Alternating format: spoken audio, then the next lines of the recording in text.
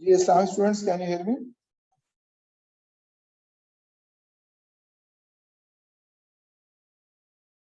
जी कैसे हैं आप लोग, आवाज आ रही है मेरी?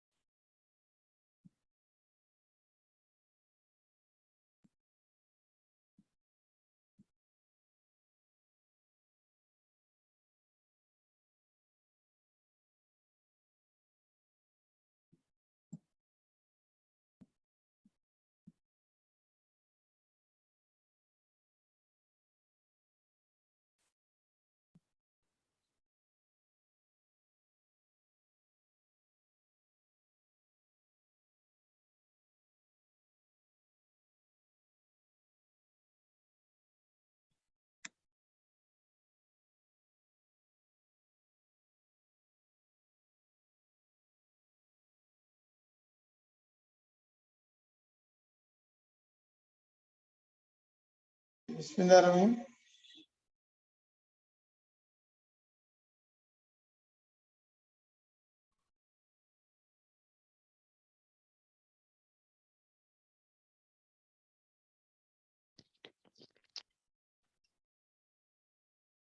आज हम चैप्टर 13 क्रेडिट क्रिएशन करेंगे। इसमें थोड़ा सा क्वेश्चन है क्रेडिट के बारे में, और उसके बाद एक टॉपिक है क्रेडिट क्रिएशन का।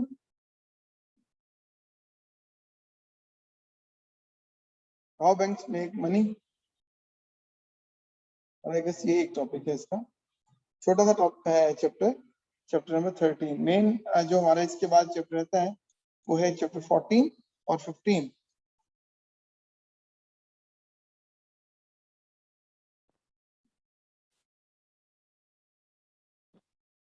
तो आप लोग मुझे बता सकते हैं कि हमारी जो क्लासेस है वो कब तक चलनी है? कोई आइडिया है आप लोगों को कि या मैनेजमेंट अगर यहाँ पे है इस वक्त, kindly can you please let me know कि कब कौन सा वीक होगा हमारा last?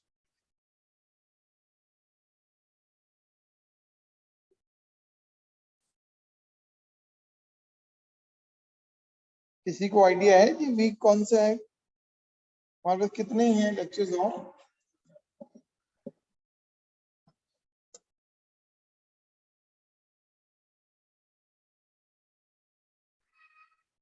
No idea. Okay okay, चलो फिर शुरू करते हैं। आज हम चैप्टर नंबर 14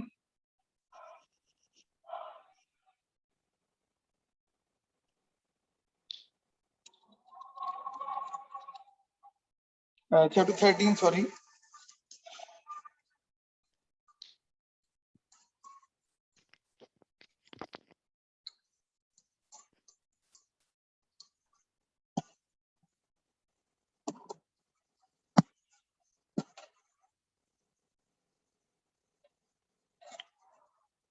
क्रेडिट,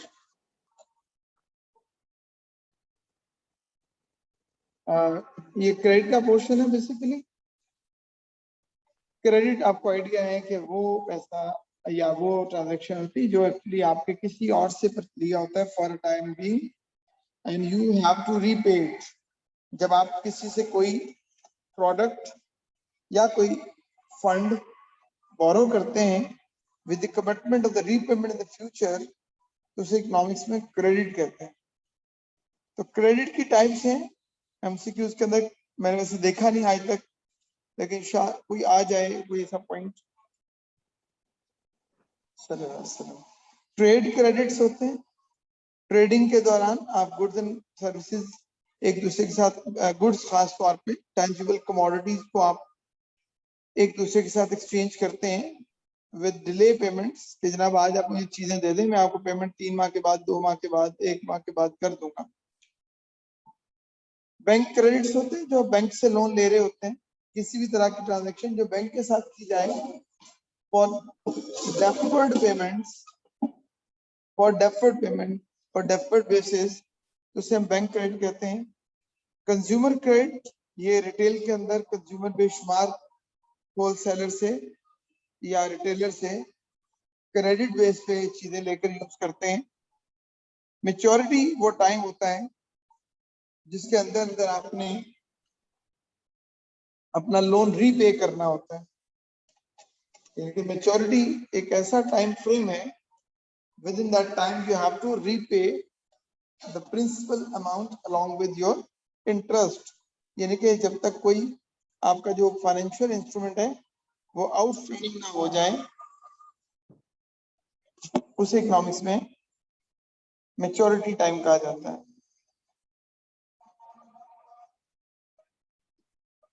उसके बाद वो कहता है क्रेडिट के एडवांटेजेस क्या है। स्पेंडिंग एंड कंजम्पशन, आपको आइडिया है सब स्टूडेंट्स को कि अगर आपको क्रेडिट की फैसिलिटी अवेलेबल हो तो आप किसी वक्त भी कोई भी प्रोडक्ट बाय करना चाहें तो then you can buy. Like आपको आइडिया है कि जब आप क्रेडिट कार्ड यूज करते हैं तो क्रेडिट कार्ड अगर आपके पास हो तो आपकी स्पेंडिंग और कंजम्पशन स्पीडी हो जाती है। अदरवाइज यूजली अगर आपके पास पैसे नहीं है तो आप कोई प्रोडक्ट को ट्रांजैक्शन कर नहीं सकते। इन्फ्लेशनरी ट्रेंड, आपका अगर आपको आइडिया हो रहा हो कि इन्फ्लेशनरी पीरियड चल रहा है, आपको लगता है कि चीजें की प्राइस बहुत स्पीड से बढ़ रही हैं, तो आप अपने पास अगर कैश होल्ड करेंगे तो कैश होल्ड करने की तो कॉस्ट ही बहुत ज्यादा होगी।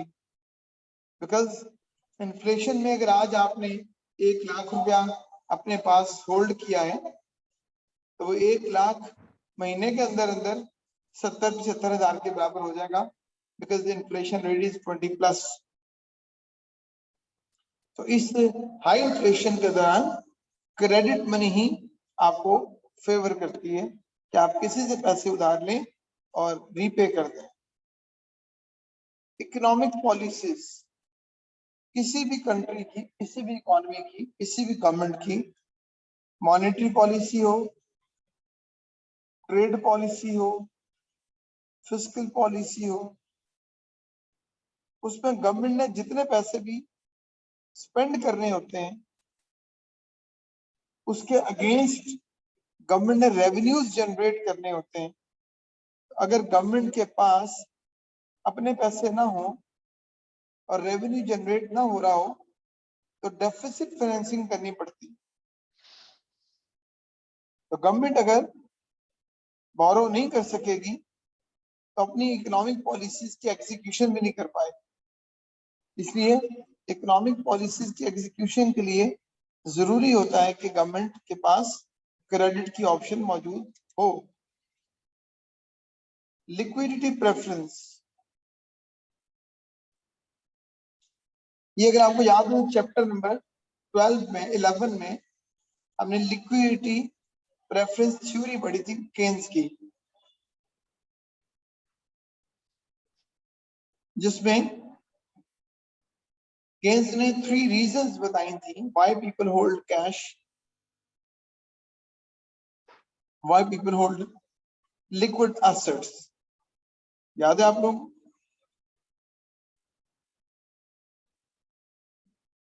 अगर सोसाइटी में क्रेडिट आसानी से अवेलेबल ना हो तो लोग समझते हैं कि यार अगर हमें जरूरत पेश आ गई पैसों की तो पैसे कहां से मिलेंगे, पीपल स्टार्ट होल्डिंग कैश। लेकिन अगर मार्केट में क्रेडिट की फैसिलिटी आसानी से अवेलेबल हो, इजीली अवेलेबल हो, तो लोगों को अपनी लिक्विडिटी प्रेफरेंस की जरूरत पेश नहीं आती, लोगों को कैश होल्ड करने की जरूरत पेश नहीं आती।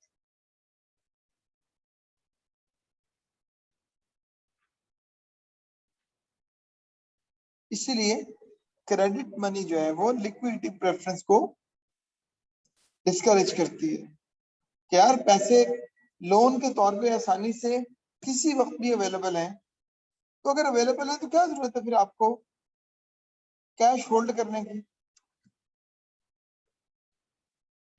Use as security, use as security. मेरा ख्याल है आप लोगों को चीजें बेहतर तौर पे क्लियर होंगी कि अगर आपको बैंक्स आसानी से लोन ऑफर कर दे, अगर बैंक्स आसानी से आपको लोन ऑफर कर दें तो आपको सिक्योरिटी के तौर पे आप उनको यूज कर सकते हैं। मिसाल के तौर पे अगर आपको किसी जगह से कोई चीज परचेज करनी है तो वो कहते हैं कि जनाब कोई एडवांस के तौर पे हमें दे दें तो हम आपको चीजें प्रोवाइड कर देते हैं। अब आपको सिक्योरिटी के तौर पे कोई चीज है नहीं, अगर आपके पास कोई सिक्योरिटी रखवाने के लिए एसेट नहीं है, कोई प्रॉपर्टी नहीं है, कोई बिल्डिंग नहीं है, कोई ऐसी चीज नहीं जो आप सिक्योरिटी के तौर पे देकर लोन इशू करवा सकें या बोरो कर सकें, तो क्रेडिट मनी उधार पैसा लेकर आप उनको एज अ सिक्योरिटी प्रोवाइड करके अपनी एक्टिविटी कर सकते हैं। जरूरी नहीं होता कि आप पूरे पैसे देके परचेज करते हैं, कुछ एडवांस देने होते हैं, तो अगर एडवांस भी नहीं दे रहे तो फिर तो ट्रांजैक्शन नहीं होगी। तो क्रेडिट मनी आपको सिक्योरिटी के तौर पे फंड्स प्रोवाइड कर सकती है। इंटरबैंक ट्रांजैक्शन, जब बैंक्स आपस में ट्रांजैक्शन करते हैं तो वो भी क्रेडिट बेस पे करते हैं। जितने भी फाइनेंशियल इंस्टीट्यूशंस होते हैं वो आपस में जब ट्रांजैक्शंस करते हैं तो वो भी क्रेडिट बेस पे करते हैं। Satisfaction and optimal use of resource. Optimal use of resources का मतलब होता है फुल यूटिलाइजेशन और best utilisation of available resource.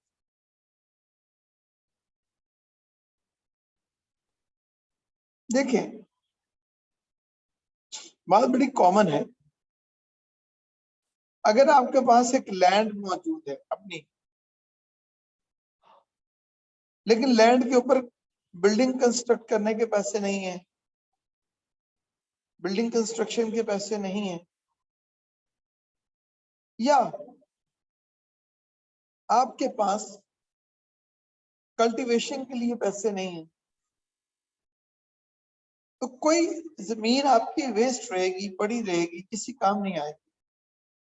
लेकिन अगर आप चाहते हैं कि वो आपके किसी काम आए, तो उसके ऊपर कल्टीवेशन करें, या उसके ऊपर कोई बिल्डिंग बनाए, कोई शॉपिंग मॉल बनाए, कोई स्कूल कॉलेज बनाए, कोई मार्केट बनाए।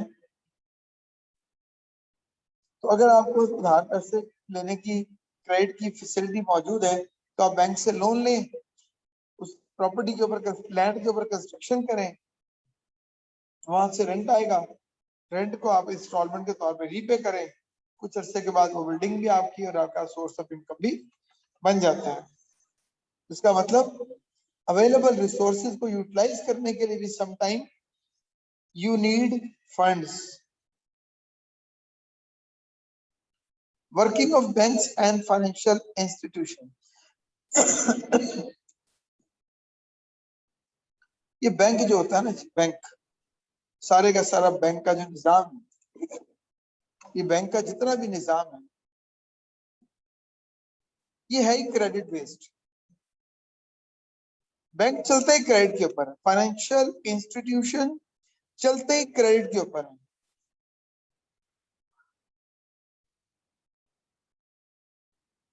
ये सारे का सारा काम होता है क्रेडिट के ऊपर। अगर आज आप दुनिया से क्रेडिट खत्म कर दें, तो आपके बैंक्स और अदर फाइनेंशियल इंस्टीट्यूशन चल ही नहीं पाएंगे।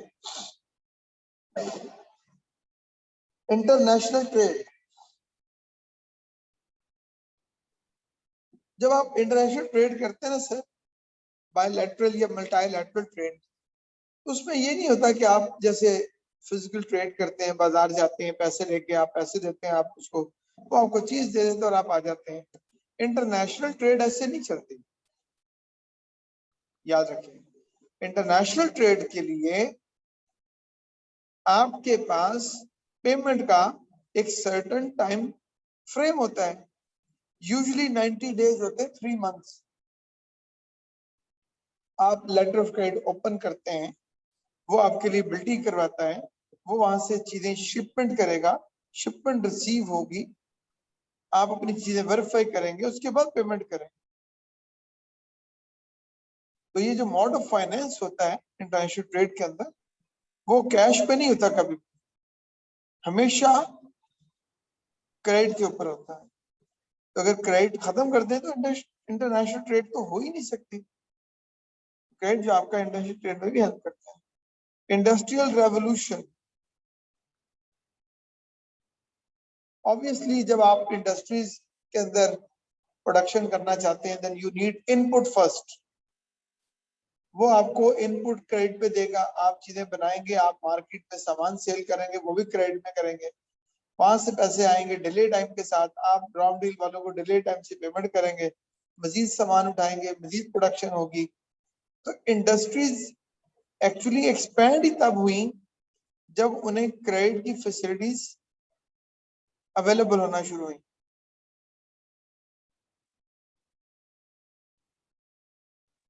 जब तक आपके पास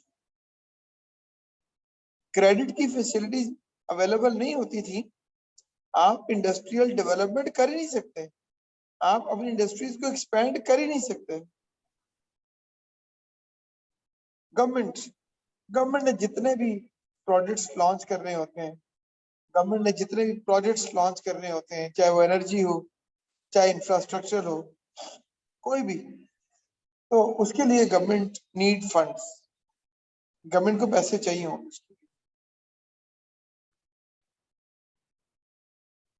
कुछ ड्रॉबैक्स हैं, जाहिर बात है, प्रोज एंड कॉन्स पैरेलल चलते हैं। एडवांटेजेस डिसएडवांटेजेस प्राइस होते हैं। मतलब पहला इन्फ्लेशन,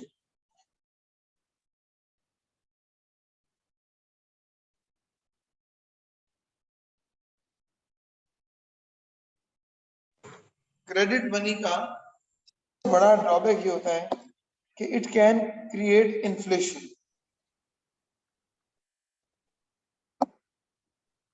ये इन्फ्लेट कर सकता है, इन्फ्लेशन हो सकता है इससे। कैसे? देखिए, जब क्रेडिट मनी अवेलेबल होती है तो आप बड़ी स्पीड के साथ ट्रांजैक्शन करते हैं, आपकी ट्रांजैक्शन बड़ी स्पीडी हो जाती है। तो स्पीडी ट्रांजैक्शन में फिर क्या होता है? स्पीडी ट्रांजैक्शन में आप एग्रीगेट डिमांड बहुत बढ़ा देते हैं। जब एग्रीगेट डिमांड बहुत बढ़ जाता है, एग्रीगेट डिमांड बहुत बढ़ जाता है तो प्राइस शूट कर जाती है, इन्फ्लेशन हो जाता है।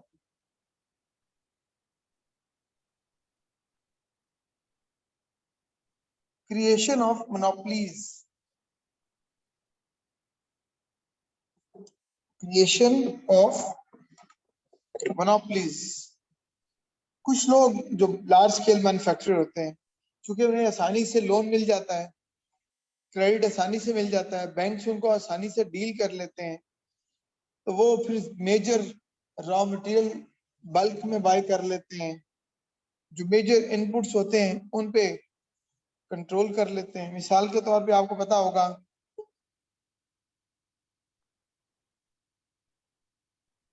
अगर आपको आइडिया है तो जेबीडब्ल्यू आइडिया है जी?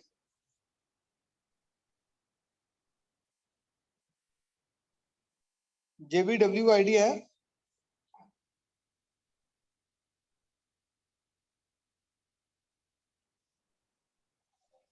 मैंने कल भी कहा था, इकोनॉमिक्स अच्छी पढ़ने के लिए करंट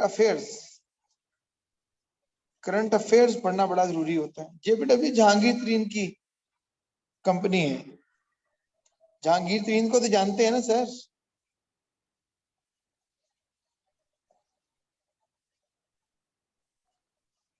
जहांगीर तरीन को जानते हैं? अब तो सारे जानते हैं, वरना पीटी गवर्नमेंट से पहले तो ये अननोन था। इसका अब तो खैर गवर्नमेंट भी कह रही है, एक मेजर शेयर है उसका, एक मेजर शेयर है जी इसमें, शुगर इंडस्ट्री में जी। तो शुगर इंडस्ट्री में इसका मेजर शेयर है। अब कैसे हो जाता है मेजर शेयर इनका? सर, चूंकि इनको क्रेडिट आसानी से मिलते हैं, ये फार्मर्स को कहते हैं जनाब, हम आपको एडवांस पेमेंट्स कर देते हैं, आपने शुगर केन किसी और को सेल ही नहीं करना, हम शुगर केन के सबसे बड़े बायर बन जाते हैं। तो आप मुझे बताइए, जब शुगर केन का बड़ा बायर एक शख्स बन जाएगा तो शुगर मिल्स का कंट्रोल भी उसका नहीं हो जाएगा? शुगर के ऊपर भी कंट्रोल उसी का नहीं होगा फिर?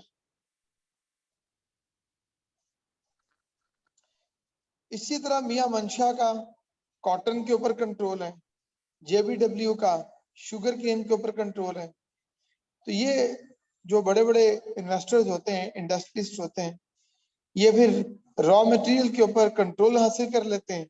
जब रॉ मटेरियल के ऊपर कंट्रोल आ जाता है तो फिर ये गुड्स के ऊपर भी मोनोपोली बना लेते हैं और क्रिएशन ऑफ मोनोपोली हो जाती है। सारा पैसा बैंक्स का होता है और चंद लोग उसके ऊपर मालिक बन के बैठ जाते हैं और इकोनॉमिक इंस्टेबिलिटी आ जाती है। सारी बात है, जब पैसा बहुत तेजी के साथ स्पेंड हो रहा होता है, इकोनॉमी के अंदर सर्कुलेट होता है, तो इकोनॉमिक फ्लक्चुएशंस भी आती हैं। कभी बूम बहुत तेजी से आ जाता है और कभी रिसेशन बड़ी तेजी से आ जाता है। और अनप्रोडक्टिव लोन, बहुत से पैसे जो कि लोन के तौर पे ले लिए जाते हैं, और जो बड़े बड़े टाइकून होते हैं वो अपने फैमिलीज के ऊपर और वो अपने पर्सनल यूजेस में, गवर्नमेंट अपने प्रोटोकॉल्स में, बिजनेस कम्युनिटी अपनी अनप्रोडक्टिवली पैसों को इस्तेमाल कर रहे थे जिसका कोई इकोनॉमिक बेनिफिट नहीं होता। इसके बाद जो टॉपिक आ रहा है वो है क्रेडिट क्रिएशन। क्रेडिट क्रिएशन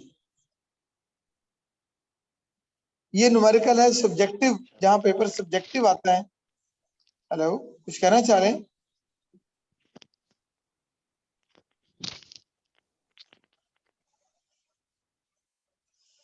अगर कोई स्टूडेंट पार्टिसिपेट करना चाह रहा है तो प्लीज आप मुझे बताइए।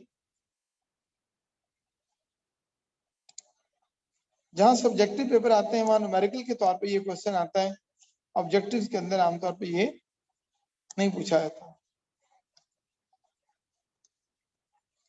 इसके बाद हमारा जो मेन चैप्टर स्टार्ट हो रहा है वो है chapter number 14, balance of payments.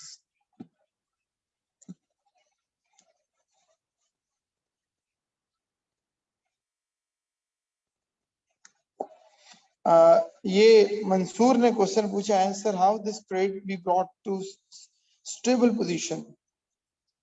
देखिए, ये जो आपका मॉनेटरी पॉलिसी होती है ना, मॉनेटरी पॉलिसी, इसका असल काम ये है क्रेडिट कंट्रोल करना। मंसूर साहब, ये जो मॉनेटरी पॉलिसी है स्टेट बैंक, इसका असल मकसद ही क्रेडिट कंट्रोल है, मनी सप्लाई का कंट्रोल है।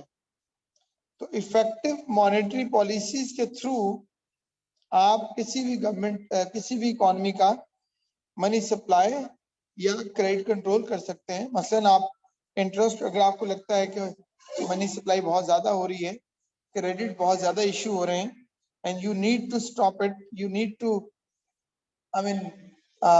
slow down, so you can increase interest rates, you can easily control through high interest rate। जब आपको पता है इंटरेस्ट रेट हाई होते हैं, people don't want to go for more borrowing, उनका incline जो होगा would be for savings, not for borrowings।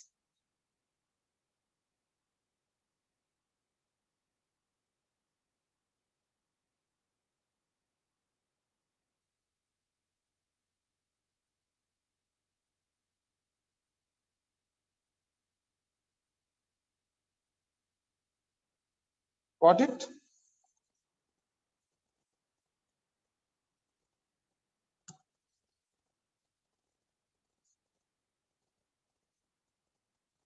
Ji, point समझ आ गए सर आपको मंसूर? नेक्स्ट चैप्टर है हमारा chapter 14, chapter number 14, balance of payments and balance of trade. इस चैप्टर के लिए मैं पहले आप लोगों को कुछ चीजें गाइड करता हूं, कुछ चीजें मैं आपके साथ डिस्कस करता हूं, just to make your mind.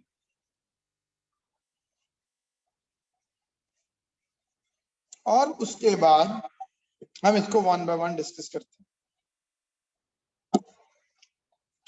देखिए, हर कंट्री अपनी रेस्ट ऑफ वर्ल्ड के साथ जो ट्रेड करता है, कोई भी कंट्री जब रेस्ट ऑफ वर्ल्ड के साथ ट्रेड करता है तो सर वो ट्रेड का एक रिकॉर्ड मेंटेन करता है, वो ट्रेड का एक रिकॉर्ड मेंटेन करेगा। मसलन पाकिस्तान ने जनवरी के फर्स्ट वीक में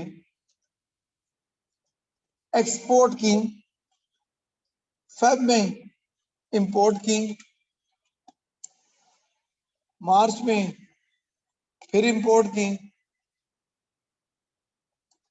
अप्रैल में फिर एक्सपोर्ट की, मई जून जुलाई, इस तरह से पूरा साल गवर्नमेंट ने अपनी एक्सपोर्ट इंपोर्ट की, और एक्सपोर्ट इंपोर्ट करते हुए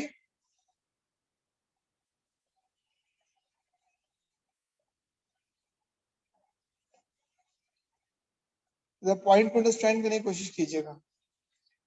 पूरा साल एक्सपोर्ट और इंपोर्ट का रिकॉर्ड मेंटेन करते हुए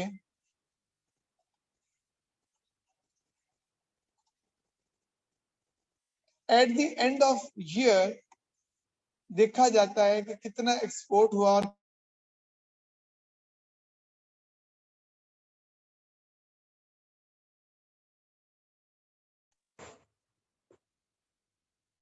अब ये जो ट्रेड होती है गुड्स, ये दो तरह की होती है, एक विजिबल आइटम्स और एक इनविजिबल आइटम्स।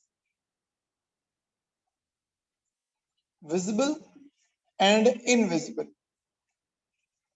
जो विजिबल होती है वो टेंजिबल कमोडिटीज होती हैं,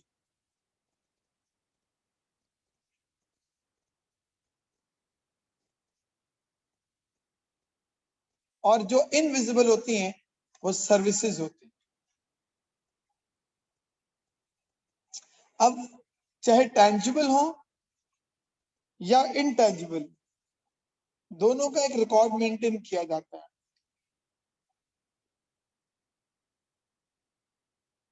अब वो रिकॉर्ड साल के एंड पर जाकर हमें ये बताता है कि हमने टोटलिटी में क्या एक्सपोर्ट वैल्यू हमारी ज्यादा थी या इंपोर्ट वैल्यू हमारी ज्यादा थी। अगर तो एक्सपोर्ट वैल्यू हमारी ज्यादा हो तो समझ आए क्या आपका सरप्लस बैलेंस ऑफ पेमेंट हुआ है, यानी कि आपने एक्सपोर्ट वैल्यू आपकी ज्यादा थी, इंपोर्ट वैल्यू कम थी टोटलिटी में। लेकिन वॉइस वर्सा क्या हो सकता है कि आपकी इंपोर्ट टोटलिटी जो है, इंपोर्ट वैल्यू वो ज्यादा थी और एक्सपोर्ट वैल्यू कम थी। तो इन हालात में फिर क्या होगा? इन हालात में आपका जो बैलेंस ऑफ पेमेंट होगा वो एडवर्स होगा। इस गवर्नमेंट के शुरू में अगर आपको याद होगा, अगर इस गवर्नमेंट के शुरू सालों में खान साहब का बड़ा एक स्टैंड था, शायद आपको याद है कि balance of payment, current account खसारा जनाब, करंट अकाउंट खसारा, डुल गए मर गए।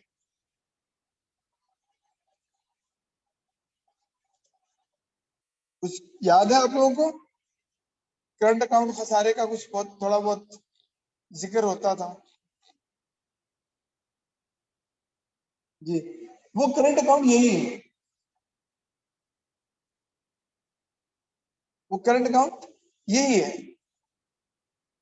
कि कितना हमने एक्सपोर्ट किया है और कितना हमने इंपोर्ट किया है, क्या हमारी एक्सपोर्ट वैल्यू रही और क्या हमारी इंपोर्ट वैल्यू।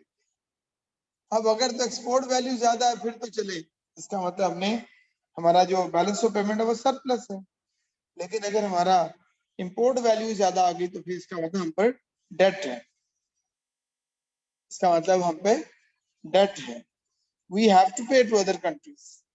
ये ऐसे ही एक दुकान चल रही हो तो आप समझते हैं कि जनाब सामान ज्यादा उधार पे उठाया हुआ है और सेल कम हो रहा है, तो डेफिसिट चल रहा होगा ना फिर।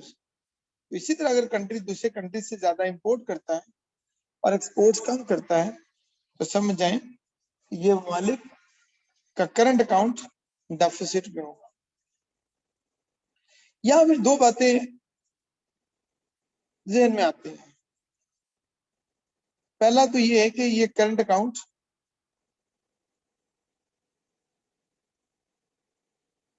नहीं, पहले तो आप ये कर लेना कि difference between balance of payments and balance of trade. पहले तो आप ये जहन बनाएं कि बैलेंस ऑफ ट्रेड और बैलेंस ऑफ पेमेंट में फर्क क्या होता है।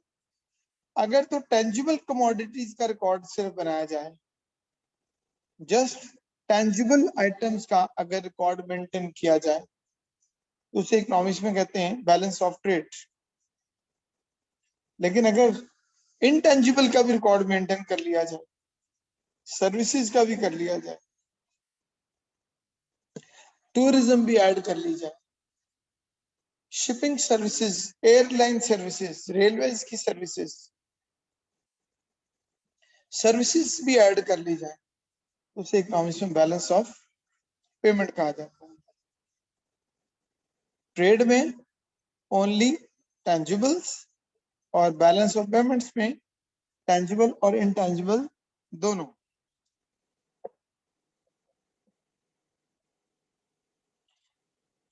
डेफिसिट दोनों सूरतों में एक ही है। अगर आपकी एक्सपोर्ट या एक्सपोर्ट वैल्यू कम है, इंपोर्ट और इंपोर्ट वैल्यू ज्यादा है, तो समझ जाएंगे कि आपका बैलेंस ऑफ पेमेंट भी डेफिसिट है और बैलेंस ऑफ ट्रेड भी डेफिसिट। अब फिर भी एक सवाल जो आपके माइंड में आना चाहिए वो ये है कि ये डेफिसिट क्यों आ रहा है ओवर द इयर्स? पाकिस्तान का बैलेंस ऑफ पेमेंट क्यों डेफिसिट में है? जी exactly Manzoor, your mean is right, exactly you mean exactly correct because BOT is a part of BOP. अच्छा, सवाल भी ये ज़हन में आता है कि why the balance of payment is in deficit over the decades? अजीब ही बात है ना कि हम एग्रो बेस्ड कंट्रीज हों, कैश क्रॉप्स हमारी वर्ल्ड वाइड एक्सेप्टेबल हो, मिनरल्स हमारे पास बेशुमार है, फिर भी हमारा बैलेंस ऑफ पेमेंट या करंट अकाउंट बैलेंस हमारा डेफिसिट है। तो ये कुछ बातें अजीब हैं, तो वो इसलिए ये पता होना चाहिए रीजंस क्या है और उसके फिर मेजर्स क्या है। ये चैप्टर हमारा बेसिकली रीजंस और मेजर्स के ऊपर, बैलेंस ऑफ पेमेंट डेफिसिट होता क्यों है और फिर इसको ठीक कैसे किया जाता है। डेफिसिट होने की अपनी वजूहत है और ठीक करने के अपने तरीकाकार हैं। आइए बुक से इसको फिर हम थोड़ा सा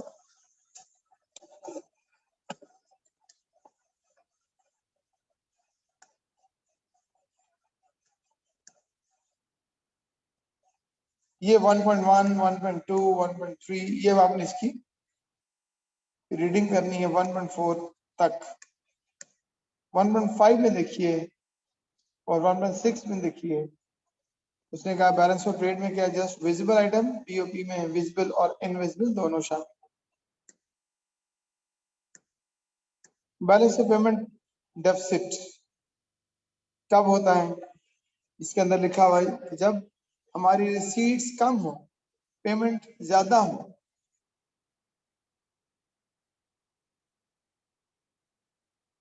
हमारी एक्सपोर्ट वॉल्यूम और एक्सपोर्ट वैल्यू कम हो, इंपोर्ट वॉल्यूम और इंपोर्ट वैल्यू ज्यादा हो, तो इसे हम फिर बैलेंस ऑफ पेमेंट डेफिसिट बोलते हैं। सरप्लस कब होता है? जब हमारा balance of payment receipts, exports, export volume, export value ज्यादा हो और इंपोर्ट्स कम हो।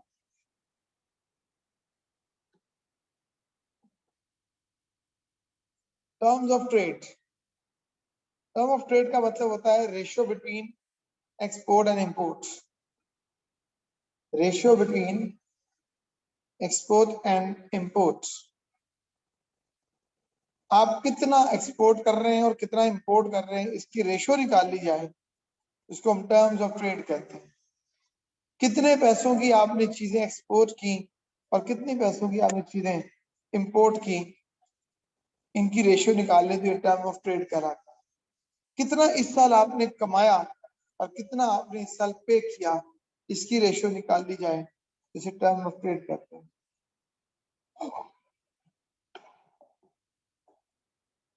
करंट अकाउंट डेफिसिट, मैंने अभी बताया था आपको, करंट अकाउंट डेफिसिट कब होता है? जब आपकी रिसीट्स कम हो, आपके एक्सपोर्ट्स कम हो, आपकी वैल्यू ऑफ एक्सपोर्ट कम हो और आपकी वैल्यू ऑफ इंपोर्ट ज्यादा हो, वॉल्यूम ऑफ इंपोर्ट ज्यादा हो। Causes of current account deficit,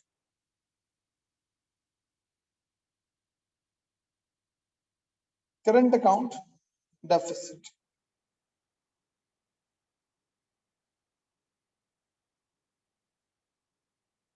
क्या वजूहत है आपके current account deficit? Number 1, high income elasticity of demand for import, high income elasticity of demand for import. अगर आप इंपोर्ट हाई इलास्टिक होंगे, मतलब अच्छा ये जरा पॉइंट सुन लीजिएगा, high income elasticity of demand for import का मतलब क्या होता है?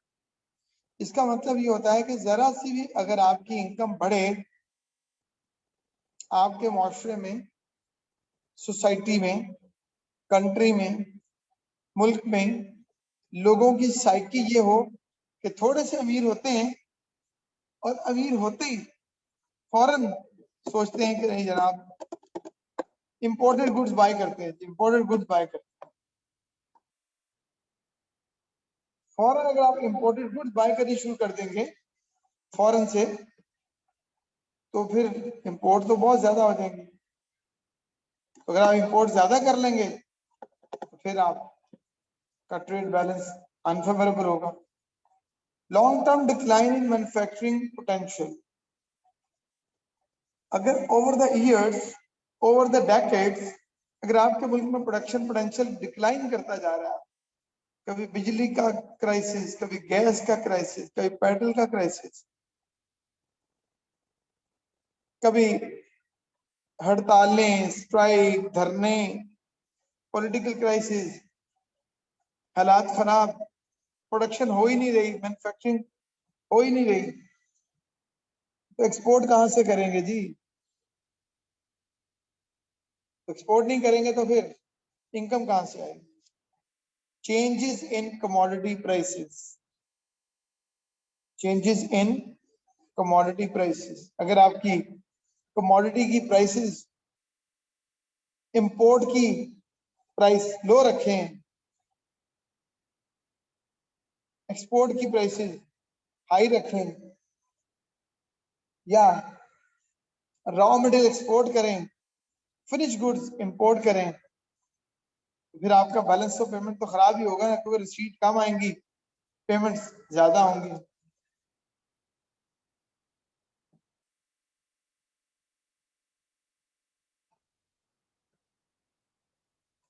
जी बताएं, याद है बातें समझ आई?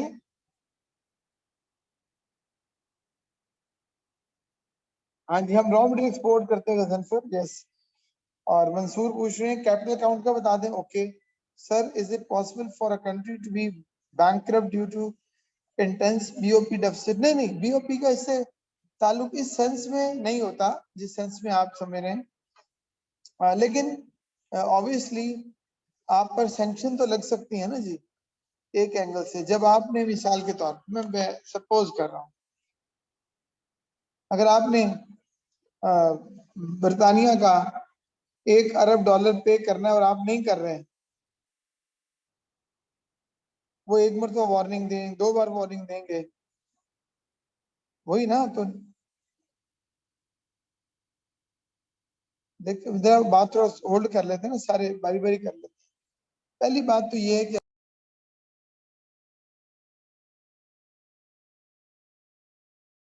प्रॉब्लम आएगा, वो तो ये आएगा कि लोग आपसे फर्दर ट्रेड डील करना छोड़ देंगे। दूसरा प्रॉब्लम ये आएगा कि वो आपसे अपने सिक्योरिटीज फिर डिमांड करेंगे। तीसरा ये है कि वो यूनाइटेड नेशंस के थ्रू आप पर सैंक्शन करवाएंगे। तो सब प्रॉब्लम तो हो सकता है, प्रॉब्लम तो हो सकता है ना। लेकिन IMF, इंटरनेशनल मॉनेटरी फंड, उसका रोल ही है, उसका रोल ही है कि वो दुनिया में जिस जिस कंट्री का बैलेंस ऑफ पेमेंट एडवर्स होता है वो उसको सपोर्ट करता है और उसके एडवर्सिटी को खत्म करता है। उसकी जो एडवर्सिटी है उसको खत्म करता है। ये उसका काम है, ये उसका रोल है। वो उसको लोन देता है, साथ प्लान देता है, उसकी हेल्प भी करता है और उसको सैंक्शन भी करता है, रिस्ट्रिक्शन भी करता है। तो बाकी जो आप कह रहे हैं, मोहम्मद साहब ने पूछा है 774 में, कि गवर्नमेंट कह रही है कि करंट अकाउंट डेफिसिट हमारा खत्म होकर सरप्लस हो चुका है, तो ये कैसे है?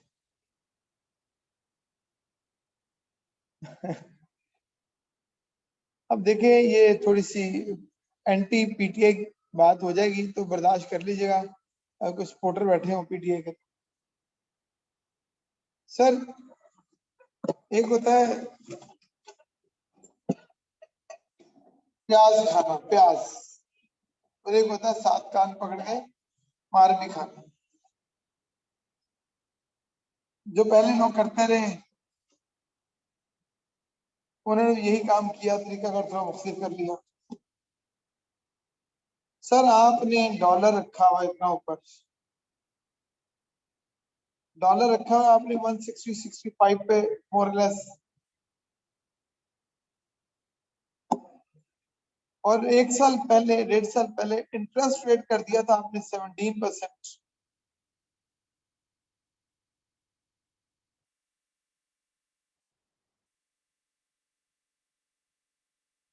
जरा बात सुन लेंगे मजीद कि जब 17% इंटरेस्ट रेट गवर्नमेंट ने कर दिया, पीटीआई गवर्नमेंट ने, और 165 के करीब कहीं एक्सचेंज रेट रख दिया, तो आपने इंपोर्ट तो करनी कोई नहीं थी,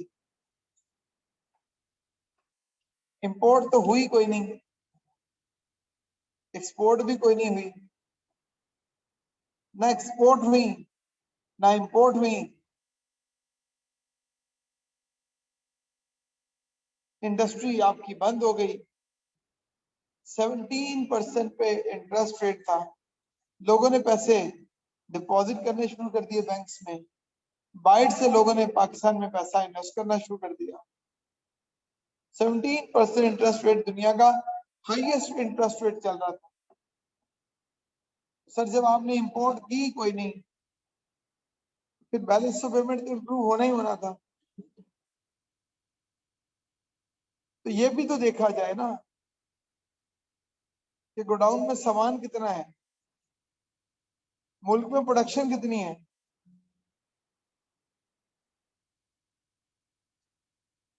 सर ये डिबेटेबल बातें हैं, डिबेटेबल। एक कोई मिनिस्टर आकर टीवी पे बैठ के बयान दे देता है कि जनाब बैलेंस ऑफ पेमेंट भी ठीक हो गया है, लार्ज स्केल इकोनॉमी भी बेहतर हो रही है। कल इमरान खान साहब की पता ना आपको स्पीच थी, एड्रेस टू नेशन था कल। अब आप मुझे बताएं, एक प्राइम मिनिस्टर कह रहा है कि हमारी इकोनॉमी राइट डायरेक्शन में जा रही है। प्लीज कैन यू हियर मी?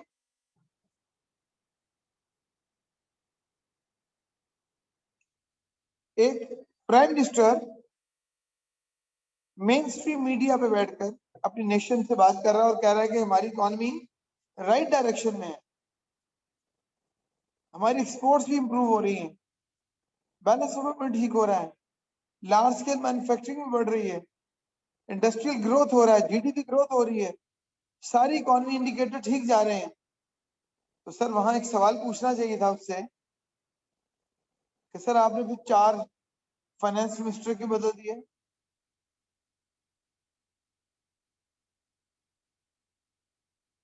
जब सही चल रहा है सारा कुछ तो क्यों बदल रहे हैं फाइनेंस मिनिस्टर? बताइए भाई मंसूर साहब, जब सारी चीजें राइट डायरेक्शन में है, सारे इंडिकेटर राइट डायरेक्शन में है, तो आपने 4 प्राइम फाइनेंस मिनिस्टर क्यों बदल दिए?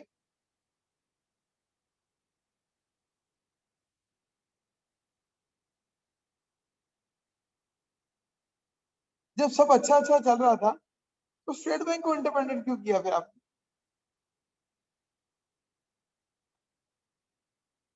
सर अच्छा नहीं चल रहा होता तो आप चेंज करते हैं, कैप्टन के नहीं करते? हेलो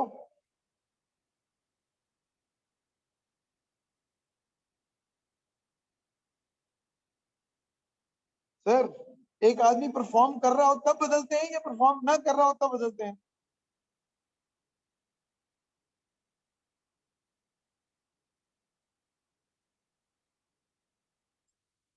बताएं स्टूडेंट्स चैट में। Yes, when the person is not performing, फिर टीम में तब्दीलियां होती हैं। तो आपने तो बड़ी ज्यादती कर दी उन मिनिस्टर्स के साथ, ये कहकर बड़ी ज्यादती कर दी आपने मिनिस्टर्स के साथ ये कहकर कि सब अच्छा चल रहा है, बड़ा बेहतरीन काम चल रहा है। तो ये क्वेश्चन तो फिर उन्हें भी कैबिनेट में आके पूछ लेना चाहिए। खान साहब, जब सब अच्छा चल रहा था, we were performing at the best, तो फिर हमें क्यों फारिग कर दिया? Got it sir? पॉइंट समझ आया आपको?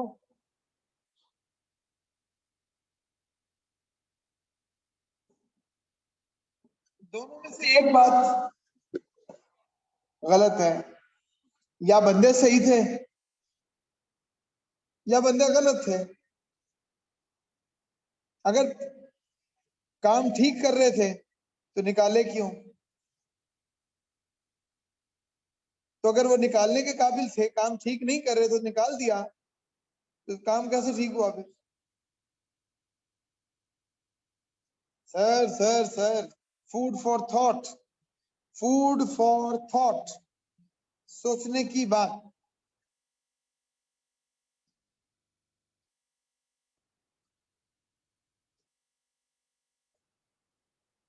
Got it?